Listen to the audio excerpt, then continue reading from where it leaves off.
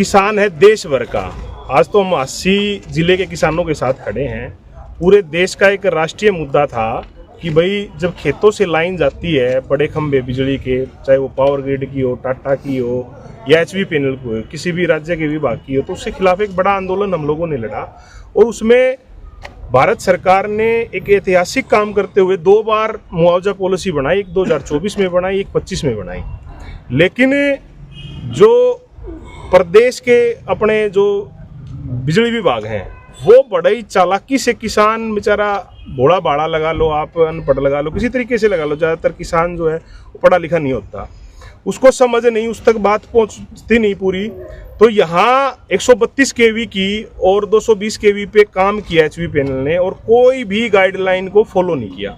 भारत सरकार और हरियाणा सरकार के आदेशों की अवहेलना की, उनकी वायलेशन करी। जब हमारे साथियों ने हमसे संपर्क किया और काम को रोका तो पुलिस प्रशासन के लोग इन्हीं के ऊपर जो है दोष जमाने लग गए कि भाई मुकदमे दे देंगे और नहीं तो काम होने दो।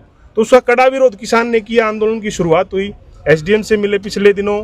फिर जैसे ही ये हिसार से 80 जिला अलग हुआ तो HVPNL को एक मौका मिला कि भाई अब रास्ता बन गया, अब जो है आप इसमें काम करो। तो जो मौके पे जो अधिकारी थे जो HVPNL के, उनको बड़े अच्छे से हमने भी समझाया, हमारे साथियों ने, राकेश भाई ने उनको पॉलिसीज दी।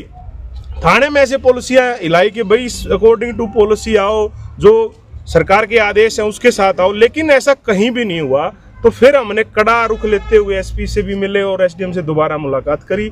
आज DC हिसार से मिले हैं, उनको सारा वाकया बताया, एक एक चीज़ पॉइंट वाइज, जैसे भाई 24 में जो पॉलिसी आई, 25 में आई, और जो उसमें रह गया किसान का, उसमें एक चीज़ रह गई कि एक लाइन लिख दी किसी भी अधिकारी ने कि ये जो पॉलिसी है वो खाली इंटरस्टेट पे लागू है। क्यों भाई? अगर मान लो कोई जिले में कोई लाइन जा रही है, पावर ग्रिड की जा रही है, उसमें तो आप अलग तरीके से पैसा दोगे, और जो HVPNL की जाएगी वो अलग से जाएगी। क्यों भाई, ये छूट क्यों?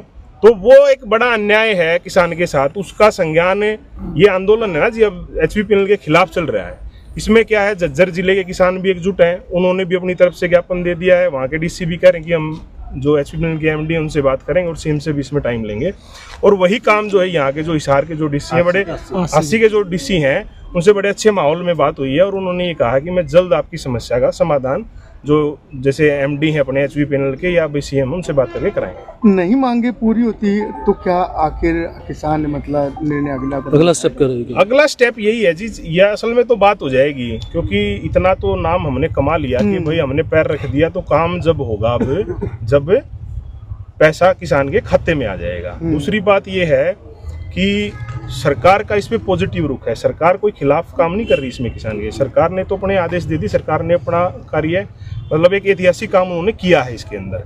अगर इस मुद्दे की बात करें तो सरकार ने किसान का जो है पक्ष लेते हुए और पावर ग्रिड और HVPNL के खिलाफ, मतलब जो हमारी मांग जो थी उसको जायज़ मानकर उनके जो वो कह रहे थे कि भाई ये तो ऐसे ही जाती हैं, तो एक बड़ी ऐतिहासिक पॉलिसीज आई हुई हैं। झज्जर में पैसा बट रहा है, सोनीपत में पैसा बट रहा है, हज़ारों करोड़ रुपए दिल्ली में बट रहे हैं।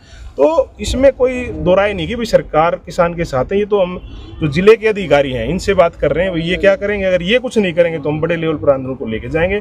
और काम 220 kV का जब होगा, जब किसान की MRC बन जाएगी, जब MRC से उसको पैसा मिल जाएगा। इसमें स्पष्ट आदेश है कि भाई आप 1 महीने के अंदर पैसा डिसाइड करो, किसान के खाते में पैसा डालो और उसके बाद खेत में जाना है।